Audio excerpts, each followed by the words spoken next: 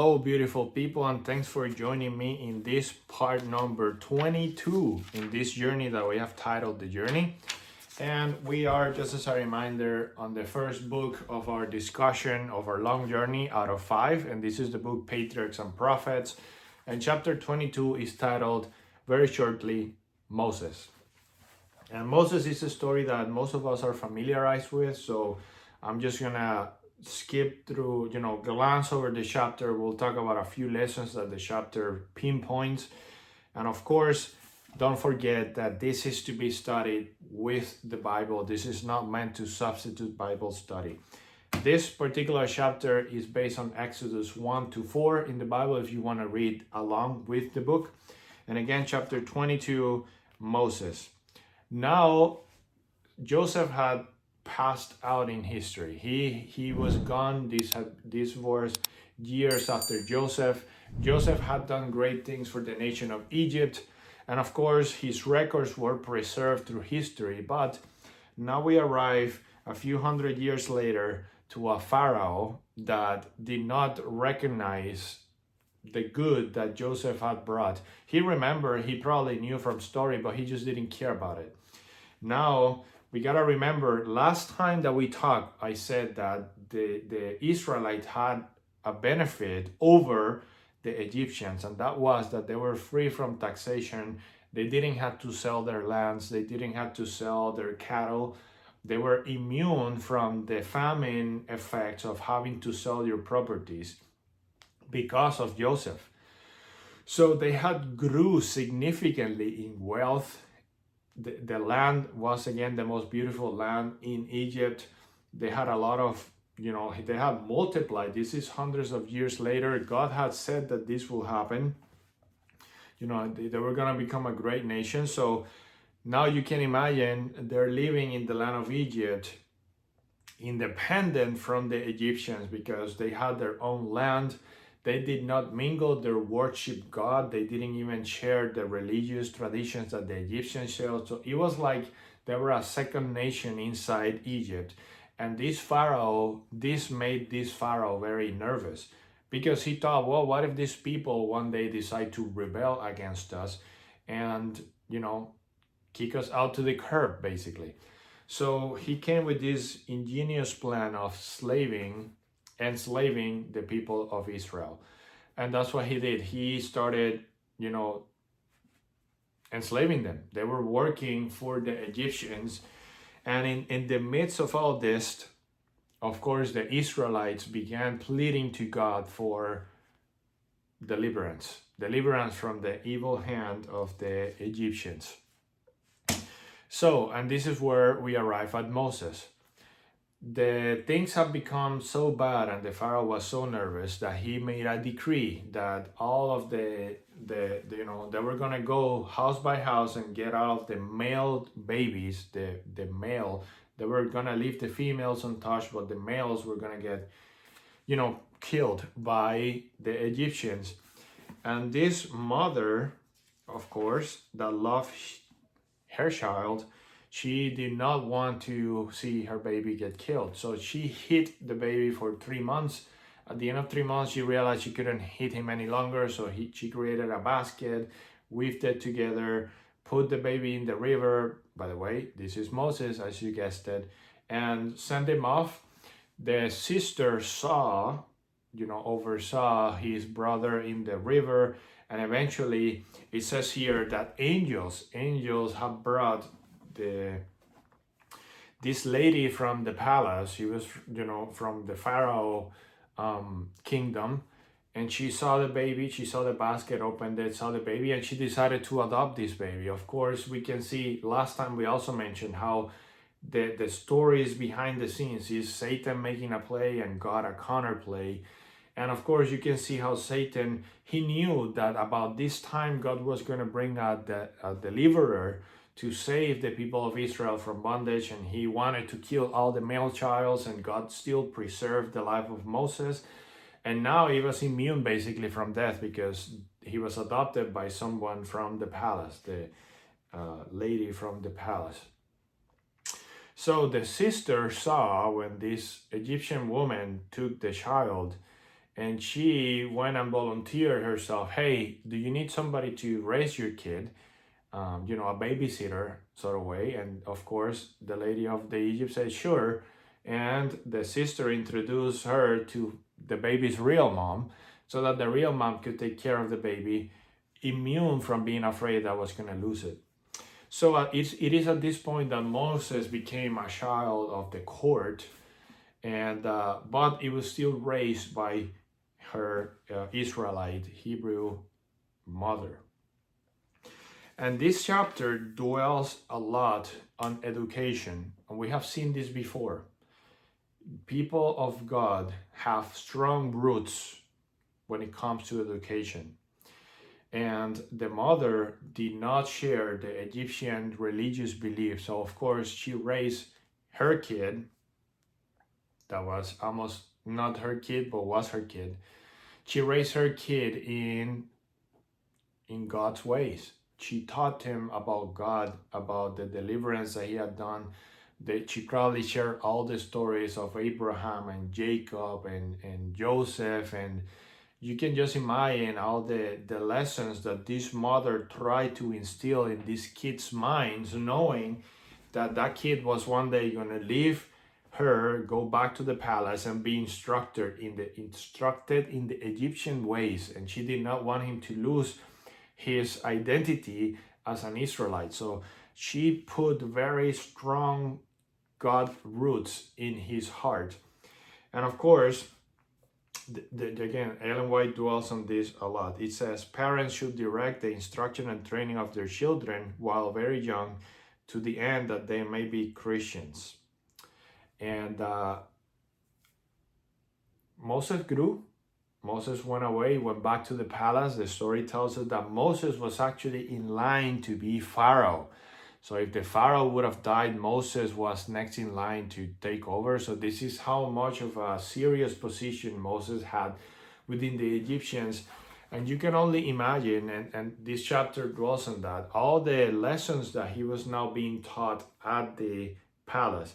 If he were to become a Pharaoh, he needed to be knowledgeable on the Egyptian traditions, on the Egyptian religion. And he was taught over and over, he was taught about, their religion, their traditions, the spiritism, the idolatry, and all of those lessons that the mom had put there since he was a kid were fighting against these traditions that the Egyptians had when it came to worshiping their gods. Moses had such a strong education that he also had just compassion for his people, the Israelites. And he did not desire, the education that his mom gave him was so strong that he even didn't desire to be Pharaoh or to, gain the palace pleasures sort of way. He was happy with his humble roots, his humble beginnings as an Israelite. And he had compassion for his people, and he saw that the Israelites were being treated not right, and he felt like he wanted to do something about it. And this one particular day, he saw this Egyptian hitting, an Israelite, and he tried to intervene, and he eventually killed the Egyptian and buried him alive. Other than the person that he saved from the Egyptian, he thought nobody else had seen. He thought he got away with it. He went away. He came back another day, and there were some Israelites fighting. And when he tried to intervene, one of the Israelites said, "What, you gonna kill me like you did the Egyptian?" Clearly, the cat was out of the bottle. This rumor got to Pharaoh's ear, and it was a bit exaggerated. The Egyptians did not like the Israelites. And clearly, you can imagine, Moses was not an Egyptian. Moses was born out of an Israelite family, adopted into Egypt. So you can imagine that there were some people that were jealous of the fact that Moses was in line to be the heir to the throne. So the rumors got to Pharaoh and were a little bit exaggerated. They told him, Moses killed an Egyptian. He's trying to create a cult of people to eradicate the Egyptians, and he wants to take over, a hostile takeover. And at this point, Pharaoh was looking for Moses to kill him. So Moses had no choice but to flee the land of Egypt. And here is when he goes to the mountains. far away. And we have seen this trend before, haven't we? Abraham was called out of the cities where he was into the land where God had plans for him, away from the influence, away from the cities, away from the sin, from the people, so that God could shape the character. Jacob did the exact same thing. Jacob had to flee, and it was away from the city, away from the family, away from bad influence that he grew and developed his character. And now we see the exact same thing with Moses. Moses, perhaps this was not, actually not perhaps, this was not the way that God would have wanted to instruct him. Moses knew about the stories of Israel, and he knew that God was going to deliver them. He just thought about taking the matter on his own hands. Of course, God would not have wanted him to kill the Egyptian, but he did kill the Egyptian, and even through the results of killing the Egyptians, God took that to his advantage to shape Moses' character. And how he did it? Away in the mountains. So it was hard for God. We don't know what could have been if Moses would have never killed the Egyptian. God would have had another plan. But in this particular case, God made it work still. Moses killed the Egyptians. He had to flee.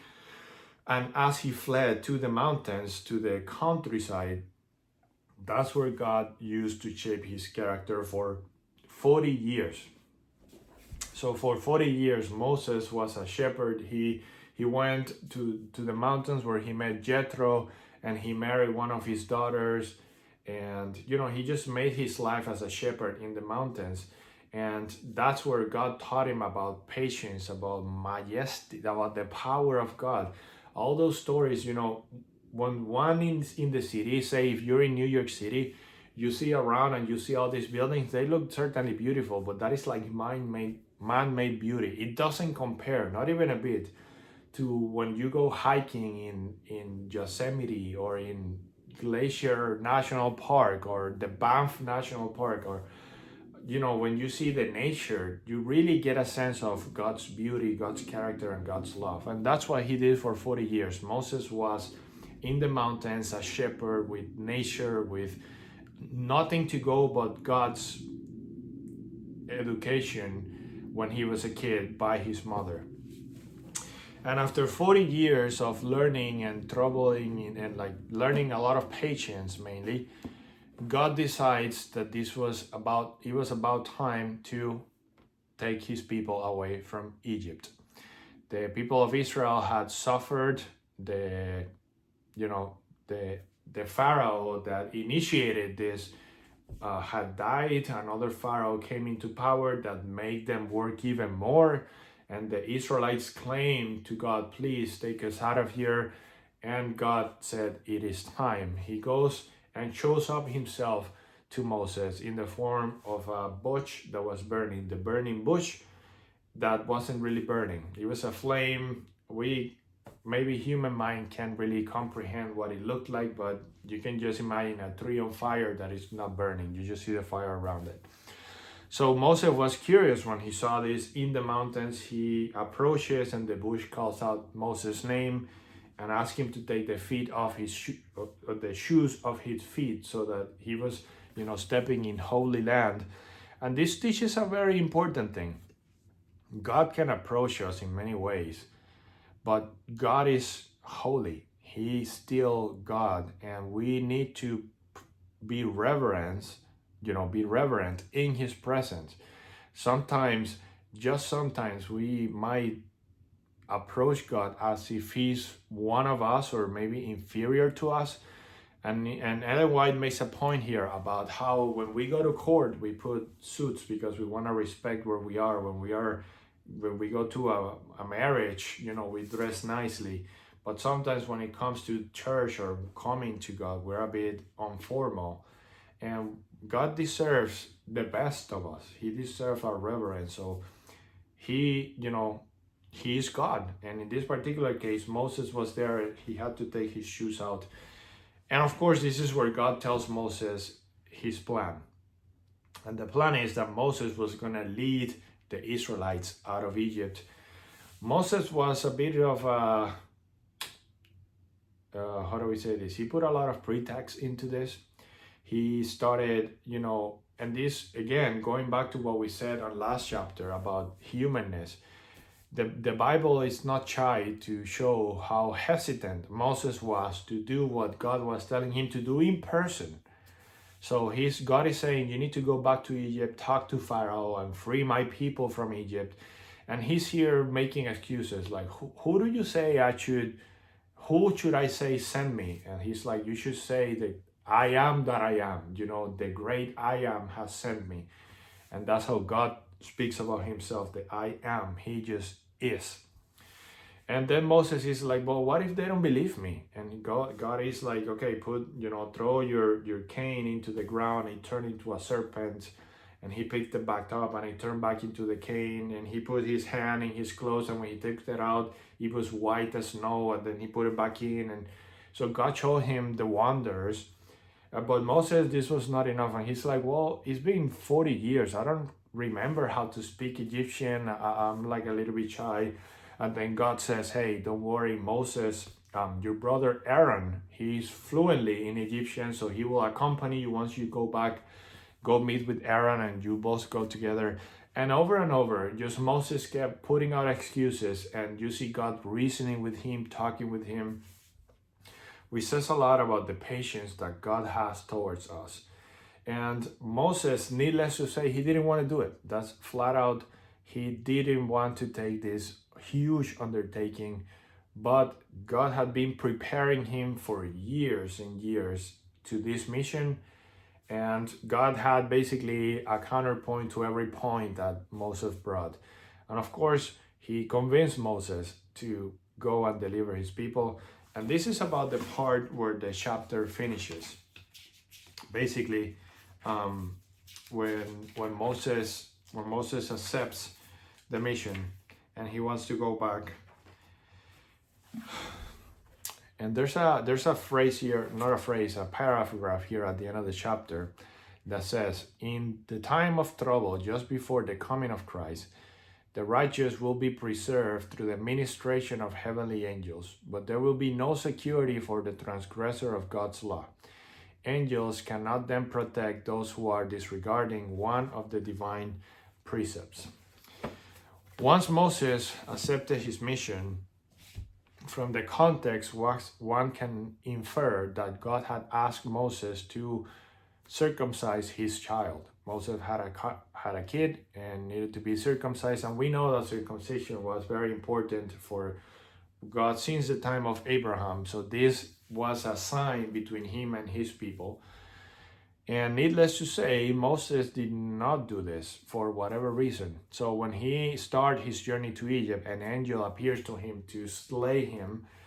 And he, the wife runs and circumcises the child, and then the angel goes away. All of this and that last paragraph that we just read to say, even Moses would have been slain if he would not have, obeyed God. God is loving. God is just, he is fair, he is perfect, but he will by no means clear the guilty. And this goes for all of us. So God, even in his lovely nature, he cannot and will not accept sin. And it is important for us to, be mindful of how we are paying attention to his law, because there will be people that will deceive themselves. This is all over Matthew and the gospel books. So even Moses, at some point, his life was at stake for disobeying God. So the lesson for us here, a few lessons in this chapter. First, God always has a plan and he will keep his promises. God has said to Abraham that he was going to deliver his people from bondage.